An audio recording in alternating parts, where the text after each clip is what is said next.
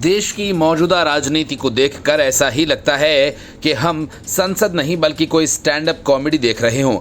राहुल गांधी से लेकर संजय राउत तक ऐसे नेताओं की कमी नहीं जो इस किस्म की हरकतों में शामिल हैं।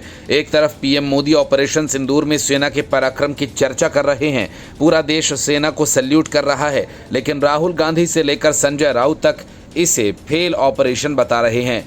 राउत के मुताबिक ऑपरेशन तो सिंदूर था, लेकिन इसने महिलाओं के मांग का सिंदूर ही उजाड़ दिया।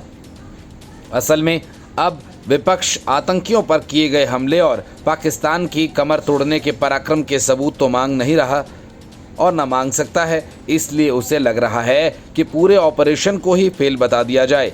इसी वजह से पीएम मोदी ने कह दिया कि इस बार कैमरे का पक्का इंतजाम किया गया था ताकि घर वाले सबूत न मांगें।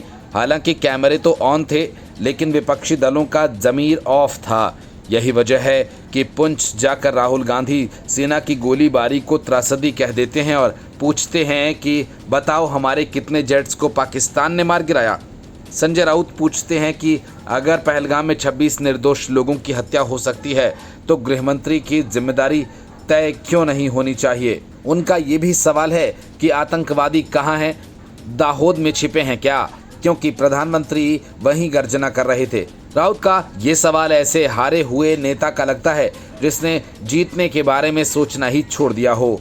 राउत ने कहा कि देखिए, मैंने कहा है पहले भी कि ऑपरेशन सिंदूर फेलियर ऑपरेशन है, लेकिन देश के हित में हम विपक्ष के नेता ज़्यादा उस पर बात नहीं करना चाहते।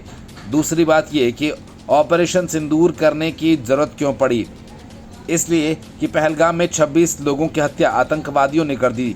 इसके जिम्मेदार देश के गृहमंत्री अमित शाह हैं। उन्होंने शाह के इस्तीफे की मांग की। राज्यसभा सांसद ने कहा कि और उसका प्रायश्चित करने के लिए अमित शाह जी को पद से इस्तीफा देना चाहिए, नहीं तो प्रधानमंत्री जी के कर्तव्य पालन में चूक हुई और इसके लिए अमित शाह का इस्तीफा लेना चाहिए और मंत्रिमंडल से बर्खास्त कर देना चाहिए। ये अमित शाह कल आकर हमें ज्ञान दे रहे थे कि आप जिम्मेदार हो, ऑपरेशन सिंदूर नहीं है, ये सिंदूर उजाड़ दिया है महिलाओं का। उन्होंने सवाल किया कि कहाँ है आतंकवादी, गुजरात में छिपाया है या दाहोद में छिपाया है। कल मोदी जी गुजरात में थे ना, जिस गांव में औरंगजेब का जन्म हुआ, वहाँ से कल बड़ी गर्जना कर रहे थे ये लोग।